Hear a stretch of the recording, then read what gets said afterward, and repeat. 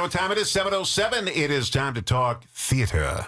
Not movies, not television, but the theater. I always call it the legitimate theater. Like, is there illegitimate theater? I mean... I don't think so. I would hope not. Say, this is the legitimate theater, as opposed to the illegitimate one that's down the block.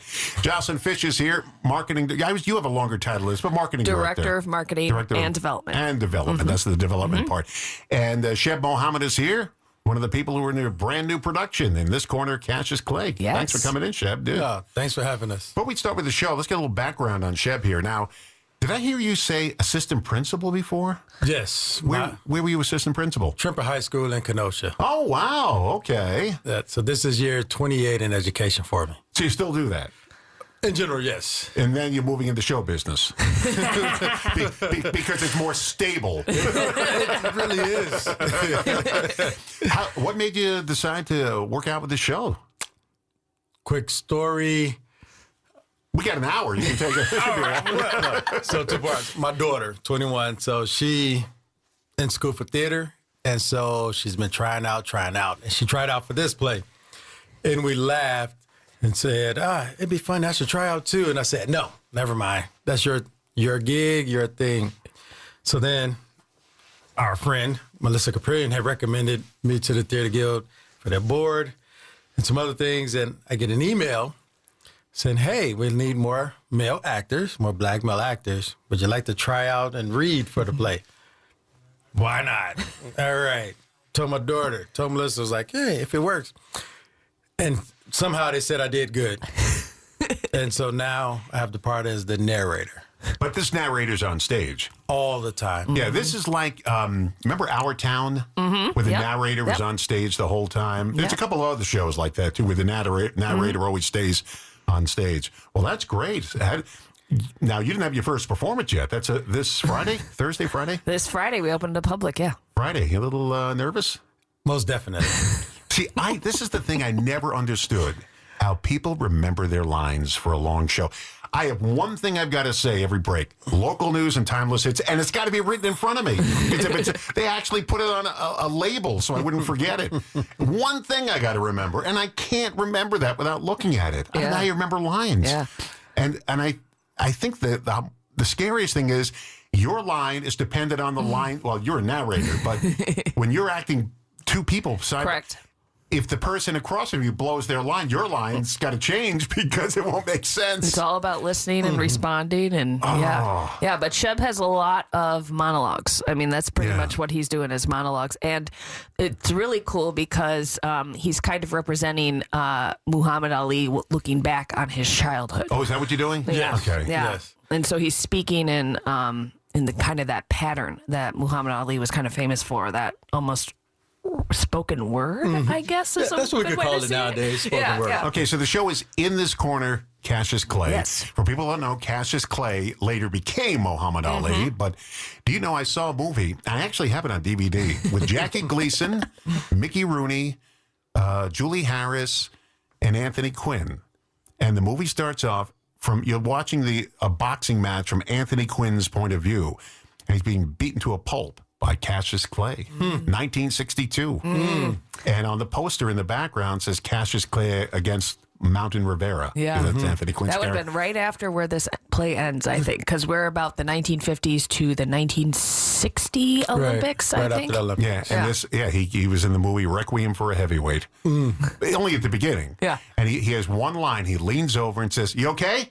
And he pulled it off. Yeah. So, and there were other shows called The Greatest, based on Muhammad Ali's life. And he's larger than life. Yes, he is. He's the champ. Yes, he is. Okay, so where did this play come from? So this is written by Idris Goodwin.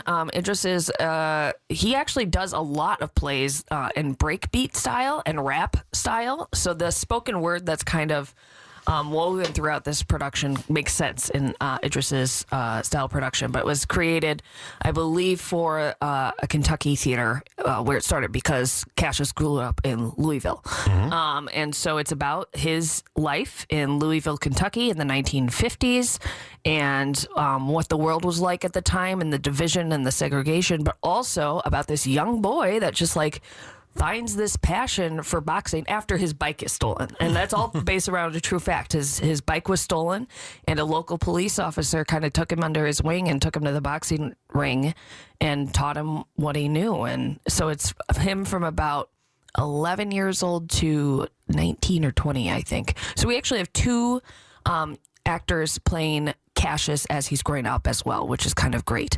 And they look so much alike. It's amazing. Really do. They really do. That's tough when you have to find two people that look similar to each other. Yeah. It's not going to work. So this runs. Well, let's get the ticket logistics. Part. Yes. Yeah. Okay. So this run. It opens Friday. Opens Friday the 21st. Runs through March 2nd. Yes. Because I have tickets for this, and my wife said it's for this weekend. Yes. So this is a 2-week run. So we call this one of our bonus shows. Yeah. This is also a show that we're going to perform for local schools. So we have 4 outreach performances where students from different schools are going to come watch the cast, and then they get to have a talk back afterwards asking about all kinds of different Are stuff. they coming from your school? So I'm not in a school right now, but I did drop it off to my old schools. To all the ones he's been at, yeah. Okay. Well, there he is. Let's shoot pea shooter around. Screw him up. Well, this sounds exciting. Now, if tickets still available. Tickets still available. Now, I have to warn people because this comes up, and I don't know how this started. But if you want to buy tickets, buy it through the Racine Theatre Guild, not a secondary broker, because that's crazy what happened. Yes. People are paying over $100 for a ticket when tickets are what? For this one, the top price is $20. Yeah, $20. So if you're going to buy it, you buy it either directly at the box office or the racinetheatre.org. Is that it? Racinetheatre.org. Yes. Don't go to any secondary brokers or anything. Don't put in there and Google it. Just racinetheatre.org or schlep on down to the theater box office. I'm sure these steps have been cleaned. Yes, they have. So you can get up there. Parking lot's clear. Okay. More to come up. We're talking to our guest, Joycelyn Fish from the Racine Theatre Guild, and Sheb Mohammed, the narrator, one of the stars of the newest production in this corner, Cassius Clay. More coming up in a moment. WRJN. It's 7:19. Local news, timeless hit to WRJN on this President's Day today. Sunshine with a high near 8. Partly cloudy, lows -6 tonight. Sunny with a high near 10 tomorrow. Right now, believe it or not, it's warming up since I got in here. It's now 0 with sunshine here at Radio Park. I was going to say something, and I'm not going to say it now. Okay, coming up, we're giving away tickets to Herman's Hermits and the Association in the 8 o'clock hour this morning, so be here for that. Joycelyn Fish is here right now, marketing director and director of development. Yes, got it. For the Racine, and even write it down, for the Racine Theatre Guild, and Sheb Mohammed is here. And he's one of the actors in the latest production in this corner, Cassius Clay, which opens up Friday night, runs Friday, Saturday, Sunday, right? And then runs another weekend, Friday, Saturday, and Sunday. Yep. Now, are you saying these lines in your sleep? I did dream about it last night, Don. To be honest, I was nervous about being here, then making sure I had the lines. Nervous about here? Yeah, you might ask me to recite a line. I don't know. Yeah, I'm going to ask you trick questions. Now, we were talking during the break there about bit parts. My next-door neighbor is in a couple of bit parts in Chicago, Chicago Med and Chicago Fire. And you knew that immediately when I said that. Yeah. Are you in it? No. Oh, okay. No.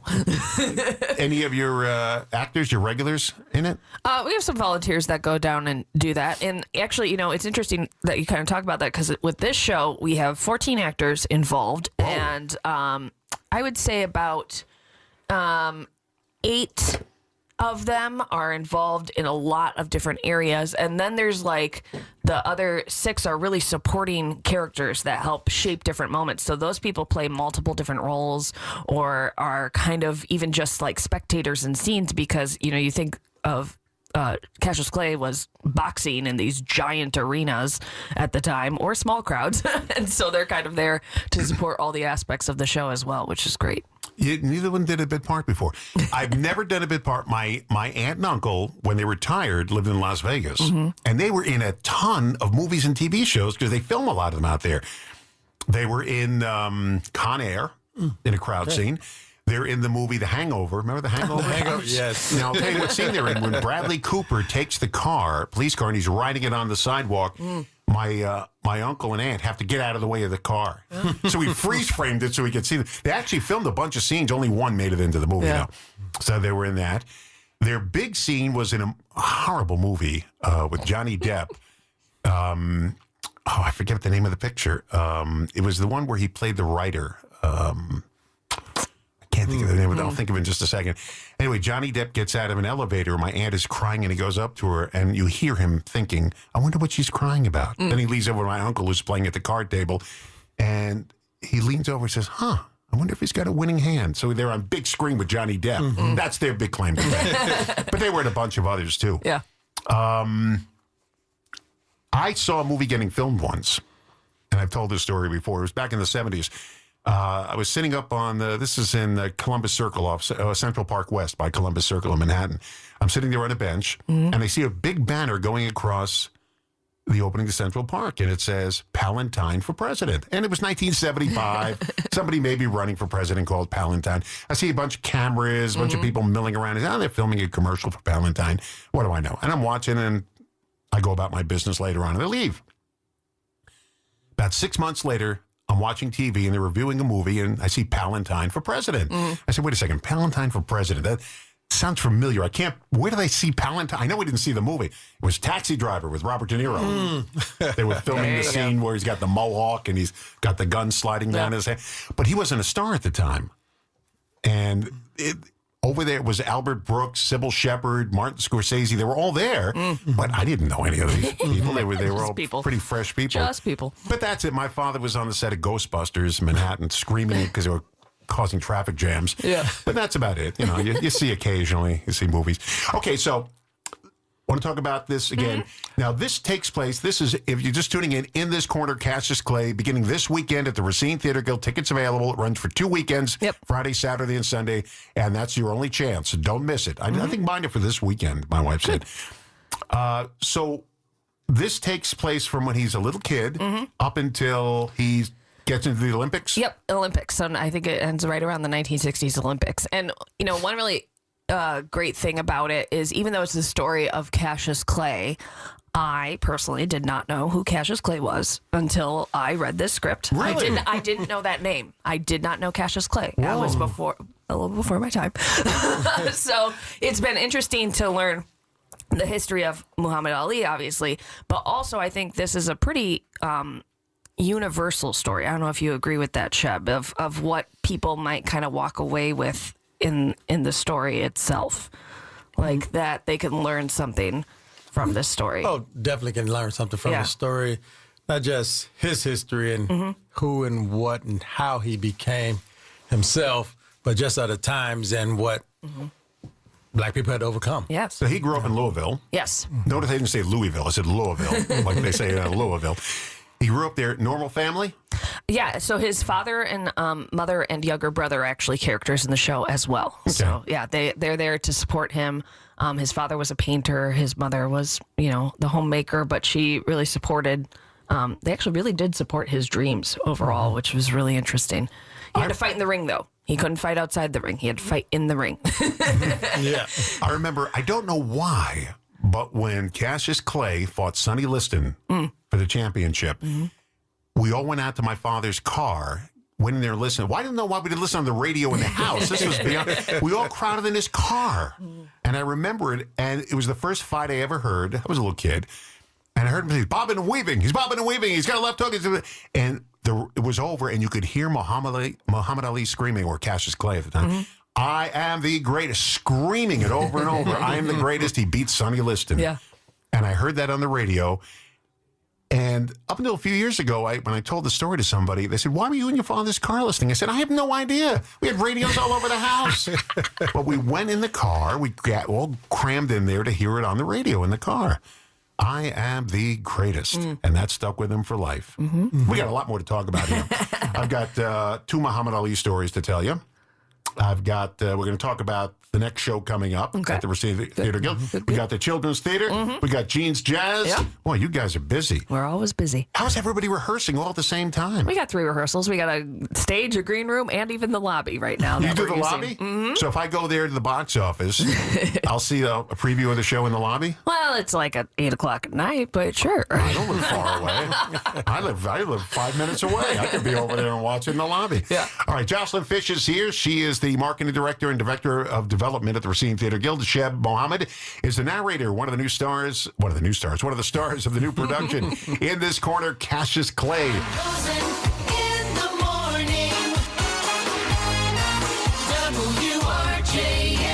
The latest production at the Racine Theatre Guild opening Friday. In this corner, Cassius Clay. We've got one of the stars of the show. Sheb Mohammed is here, and also the marketing director and director of development for the Racine Theatre Guild, Joycelyn Fish, is here as well, talking about the show. I got to get my Muhammad Ali stories in. If I don't get it in. Let's go. Yeah, and by the way, the show is about Cassius Clay before he became Muhammad Ali. This is leading up. Does it take part when he's going to the Olympics, or does he already? He actually gets to the Olympics in the story as well. So, all right. yeah. So here's my Muhammad Ali story. I got two of them. We're in Louisville. We went to the Ark. You know what that Ark is? In Noah's Ark, the actual replica? Okay, so we have some time to kill. So we go to the cemetery in Louisville, and it's huge. It's 65 acres. It's gigantic. And I didn't know where I was, so luckily I bumped into somebody with an extra map. So we're looking for Muhammad Ali's grave because he's buried there. And my wife found out that he wanted a very simple marker. He didn't want a big elaborate thing, but his family didn't fulfill his wishes. And they built this elaborate garden and everything. It's pretty big. And it's really nice. I mean, I was there, and that's where he's buried in Louisville. Also buried there, not far from him, is Colonel Sanders from Kentucky Fried Chicken, Colonel Harlan Sanders. Also buried right near him is a woman named Patti Smith. Have you heard of her? No. You never heard of her either? I don't know. Patti Smith? Maybe. Patti Smith and her sister Mildred wrote a song, Happy Birthday to You. And she's got a very simple marker, and she's buried right there. Doesn't make any mention of the song. But if you see a movie where that song is sung, you'll see Patti and Mildred Smith As the at the end of the film. And she's a simple lady. She was a school teacher, one of your profession, and that's what she was. So that's pretty neat. So the show is there, and you're the narrator. So you were basically Muhammad Ali or Cassius Clay. I can't get used to that. Cassius Clay, from being a little kid on to now. Are you an adult? I'm an adult. You've seen it all. Seen it all. Okay. Looking back in retrospect, and so it's reflection, in a sense, having a conversation with myself, telling the story. Well, that's it. And that's good. That's like Our Town, and there's a couple of shows that have narrators that are on stage narrating the whole. And I think I've seen some of your shows like that before. Yeah, and I think Sheb's character, especially in this story, you do not have to know boxing to come see this show. I think that's one thing that... No, it's about a person. It's about a person, and I think Sheb's character especially helps tie that in together of kind of the commentary about perseverance, about overcoming obstacles, about... Again, the history of the world at the time and how different it was, how far we've come, how far we've not come. And, just kind of that reflection on things is really great. And it makes it, again, a little more universal than having to know a jab, cross, hook combo. Is that what it's called? A jab is one punch, a cross is another punch, a hook I don't know this stuff. What do I know? I don't know the boxing world. I had one fight in my entire life with a kid. One fight. And I'll tell you how it ended. I was in 5th grade. The kid's name was Mickey Strange. That was his name. And for some reason, and we were good friends at one time. We were in classes together. I got a picture of him on my phone in my class picture. And one day he's telling everybody he's going to beat me up in the playground after school. For some reason, I don't know why. And I was much taller than him. I don't know. I think he was going to fight me. And I was the school crossing monitor. So I go out there, and there's all the kids by the basketball court waiting for the big, school is. This is in grammar school. I think we were 11, 12 years old. And he's waiting, and I see him there. And he puts his school books down, and I charge him. I don't hit him. I just charge him and push him right into the chain link fence, and he starts crying and walks away. That was it. I didn't want to punch him because I didn't want to hurt him. But I just charged him, and I knocked him off his feet. He lost his wind, and that was my only fight. That's it. There you go. Yeah, so and now you're a radio host. Remembering. I'm a lover, not a fighter. What am I going to tell you? Here's my other Muhammad Ali story. Now, this happened a couple of years ago. My cousin is James Rosen. He used to work for Fox. He was one of their correspondents in Washington. And he's coming out late at night. He sees this man trying to cross the street. He's a little shaky. And he sees him crossing the street. He recognizes him. And he comes up. He says, "Hey, champ, want some help crossing the street?" He goes, "Thank you." And he took his arm. And he walked the champ across the street. And he says, "Where are you going, to the hotel?" He said, "Yeah." He said, "Do you want me to walk you?" He said, "No, I'm good from here on. Thank you." And It was Muhammad Ali. Wow. He recognized that he was all alone. And this is when he was starting to get the Parkinson's shaking and everything. So he was walking kind of slow. My cousin recognized the champ. I'll walk you across the street. The champ, the greatest, the Louisville Lip. He had a few nicknames. Yeah, so those are my two Muhammad Ali stories. Yeah. So I always play this 1 degree or 2 degrees or 3 degrees of separation. Yeah. And I could... it's amazing how many degrees of separation. Now, just by knowing me, you're 2 degrees away from separation from Muhammad Ali. There we go. Because you know me. My cousin puts me 1 degree of separation away, and you're just 2 degrees. Yeah. See how close it is? Now, your daughter? My daughter. She's 3 degrees away. She knows you. You know me. I know my cousin. He knows Muhammad Ali. Yeah. Isn't it amazing how you can do something like that? Yeah. Okay, so this show, it's In This Corner, Cassius Clay, and it runs 2 weekends starting this Friday. And you have never put on a bad show. No. And we were talking off the air. My wife and I saw Over the River and Through the Woods. We never heard of it before. Right. And a lot of these shows you never heard of. Like Legally Blonde we've heard of, but you never heard of the big musicals you've heard of. Never heard of it. We loved it so much. We went home and she looked up on YouTube and found 2 more productions of the show. Yours was much better. But there was a high school production, which really pulled it off pretty well because, 16-year-old kids pulling off, old grandparents was pretty tough. They did it. And we saw another community theater production. But I'm not just blowing smoke here. Yours was the best. It was great. I love it.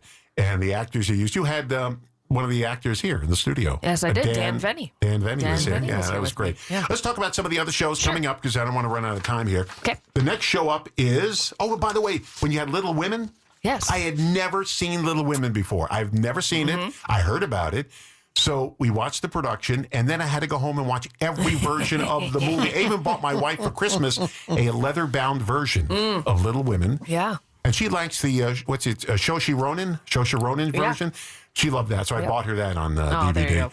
What a good guy. I liked the June Allison version. I thought that was great. Yeah. She didn't like that. She thought it was too MGM-ish. Yeah. They really... Oh, my gosh. Yeah, I kind of like that one the best, though. But you've got one coming up now. Always a Bridesmaid. Always a Bridesmaid opens in April, so that's in rehearsal right now. Michael Klickner is directing that one. And then actually this weekend... we have auditions for Legally Blonde, the musical. So right after we open Cassius Clay, we have Legally Blonde auditions. So one of the really great things about Cassius Clay is it is almost everyone is new to the Theatre Guild and or new to acting. So same with Legally Blonde. You do not have to have done a show ever before. You can come and audition, and then that goes up May 16th through June 1st. You'd have to know to sing and dance, don't you?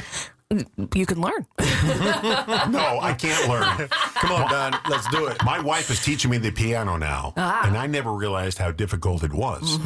Now, I can play with my right hand. I can play with my left hand. I can't do it together. I can't because I'm concentrated. And the notes on the treble clef and the bass clef are in different positions. So the C and the G on those is not in the same position on the bottom, and I'm trying to analyze it. Now I can play the piano without looking at the keys, but I can't play both hands at the same time. She said, "Get, you're getting there." So I know how to play with my left hand, and I know how to play with the right hand, but I can't seem to get it together. Yeah. And I watch people now. The guy at church who plays the piano on stage, I watch his hands. I say, "This is amazing." I said, "How do you do it?" And he said to me, I don't play well with my left hand, so I keep it simple so I don't have to concentrate on it. But you watch pianists on stage, even Lady Gaga. Lady Gaga is an amazing pianist, and you watch her on stage for 2 hours. How is she getting these two hands to do the right notes? Amazing. And And then throwing the foot on the pedal. Throwing the foot on the pedal. I don't know how they do it. Now, when you do Legally Blonde, you can have a live No, music on stage? we will have It's all tracks pre-recorded with that one. Yeah. Because sometimes you do have. We did. Like this summer, we were able to do a live band for First Date. So that was nice because it was like a 5-piece band. So, but Legally Blonde, we will have a track on that one. Okay, good. We're talking to Joycelyn Fish and Sheb Mohammed from the latest production of In This Corner, Cassius Clay.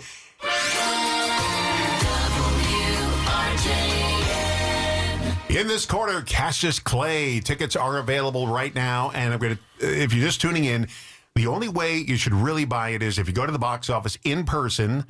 And what are your box office hours? You're open a lot. We're open Monday through Friday, 12 to 6, and then 90 minutes prior to each production. So you can get the tickets in person or go online to racinetheatre.org. Yes. Don't buy it through any third-party people because you're going to pay Out of five the nose. times the amount. Yeah. And I can't believe people do that. Yep. And it's all a scam. So, yes, please buy from the Racine Theatre Guild. Want to hear my mother's story about the ticket scalping? Okay, I'll tell you this story. My mother, when she lived in New York, she used to go to Broadway musicals a lot, Broadway shows, and she was going to see The Sound of Music with Richard Chamberlain playing on Broadway. And they're waiting at the tickets booth for the tickets, and the line is from here to Kingdom Come, and she went to make sure she gets the tickets. Some guy comes up to her and says, "Are you going to see The Sound of Music today? I got 2 tickets for the matinee." And my mother says, "Listen, I live here. I'm here all the time. If these tickets are no good, I will find you. And you're going to be sorry." I guarantee, because my mother worked for the Department of Consumer Affairs. Sure. She takes down corporations. She doesn't need this little scalper. He says, "No, these are good." He says, "I hope they are because I will find you." Turns out they were good. Yeah. But a lot of times they aren't. But, you get these visitors to New York. They don't realize that there are mean people out there. Yep. So, They just want money. I take a picture of my mom. "I will find you if these tickets are no good." Yeah. And he said, "No, they're good." Now this guy's scared to death. So only buy them through the racinetheatre.org website or through the box office. Don't go to any third-party people to buy them. Correct. Because you're going to pay 5 times the amount. Yes. Okay, the latest show. Before we get to the recap of this show, let's talk about the Children's Theater. Yes, so Children's Theater, March 7th through the 9th. Yeah, we memorized. have Little Red Riding Hood. It's a panto coming up, so they're in rehearsals for that, which will be great. And again, those are nice because those are $7 a ticket, an hour long, and then the kids get to meet the cast and crew, or the cast afterwards, and take photos, and it's a lovely little day out for kids. Now, you had kids in the Christmas pageant show. We did. And actually, 2 of those actors are in Cassius Clay. Oh, wow. Yes. Yeah, I can't believe these kids really know how to act. I mean, that's amazing how you pull that off. So that's Little Red Riding Hood. That's the Children's Theater, March 7th through the 9th. Yes. And again, they can get tickets. You got a whole bunch of shows coming up, Children's Theater. Actually, that's our last one of this season. What is it? Oh, that doesn't say June. It says Junie Bees. I thought that said June. That was in January. See what I know? I know nothing. Yeah. Okay, so that's that. You got Legally Blonde coming up, and you've also got the Always Bridesmaid. Always a Bridesmaid, so people can buy tickets for that. Yep. Now, the new season begins in September, right? Or is it before September? July, technically. July, so we okay. will be announcing next year's season March 11th. So you will be on this radio station, I assume. Yeah, probably the day after, or a couple days after. A couple? No, not a couple. Okay. Not a couple. Not a couple. I guess I'm here March 12th. By a couple of days, everybody knows. I don't want a couple of days. I'm not doing a couple. They got Jeans Jazz coming up. Yes, our next one is the Extra Crispy Brass Band. So that's New Orleans jazz style coming on April 5th. Extra Crispy. March 15th. And then April 19th is Janet Planet is coming back to town to close out. Oh, that's right, Janet Planet. I thought, and that's a real name, huh? Yeah, that's her stage name. Yeah. Oh, stage name. Okay, Janet Planet. Okay, what a great name to have. Yeah. Okay, in this corner, Cassius Clay. Yes. For people just tuning in, because there are people tuning in and out all morning long, this is the latest show from the Racine Theatre Guild for the next 2 weeks. It takes place at Cassius Clay as a little boy leading up to the Olympics. Yes. After the Olympics. And stops just before he becomes a heavyweight fighter, right? Pretty much, yes. Yeah. And so it's been a really great production to come together because, again, we have a first-time director with us, Sean Holmes. He's been on stage at the Theatre Guild, and he's taken on this crazy challenge of this show because with so many new people, there's just extra learning curves to things, which is wonderful because everyone's on the same page of we're all trying something new. We're all in this together. We're all a team to support each other, but it's a little chaotic at times. But it's been, I don't know, Muhammad Ali is such an interesting figure, and to see him captured in reality, I think is really interesting. I don't know, Sheb, if you have anything else to add to that. I could add. Now, Sheb Muhammad, you're the narrator of the show. You're on stage the entire time. And this is your first acting job. And I'm looking at your person. Well, okay, we did find out you did do a bit part. Small bit back in college. With the Coreys. Corey Haim and Corey Feldman. Corey Feldman. Yeah. Haim and Mario Lopez from Saved by the Bell. Okay. And the track team had to race Corey Haim, and we got beat by the guy, and we was like, nah. But to shoot one scene was like 2 hours for 20 seconds. But my name did show up in the credits along with my friends. Were you convincing in the role? I believe I was. Did you pull it off? Pulled it off. Pulled the hamstring. Nah. Okay, so you're the narrator. You're on stage the whole time, and you are looking back at your life. It's the reflection, looking back, telling the story from afar, but in the conversation. And so, like you all said, this newness, Sean is the new director. This has had me and many of the actors out of my realm, from being a leader in education to being the student. And like I said, Melissa, our friend, my lady, you got to practice this way. You got to do it that way. And anyone that knows how stubborn I am, this has been a humbling experience. Because you have to look at, this is somebody else's image of what the show is going to be. They have an image of how this show is going to play out. And it's not necessarily your image. No. And so they have a vision for this show, and your vision better line up with their vision. It's not even my vision better. What is your vision, Sean? And Joycelyn and the whole Theatre Guild team has been gracious, very helpful. We get rehearsal reports. And then, you read it every night. And just been on the stage with my daughter and watching her, and now she said, "Dad, you should try it this way." Is she in the show? She's in the show. Oh, I didn't know she was in the. Oh, okay. Oh my goodness! So you're getting criticism from the director and the daughter, and Melissa. I take piano lessons with a 12-year-old girl, and she's got musicality, so she can figure this out real quickly. Where I don't have musicality. And she sits there at the piano. Let me show you how to do it. Do it this way. And when I'm practicing, I can see her looking at me, and she's very judgmental on how she's a wonderful kid. I love this kid, but she keeps her eye on me all the time. So I can imagine what it's like. How old's your daughter? 21. Oh, 21. Yeah.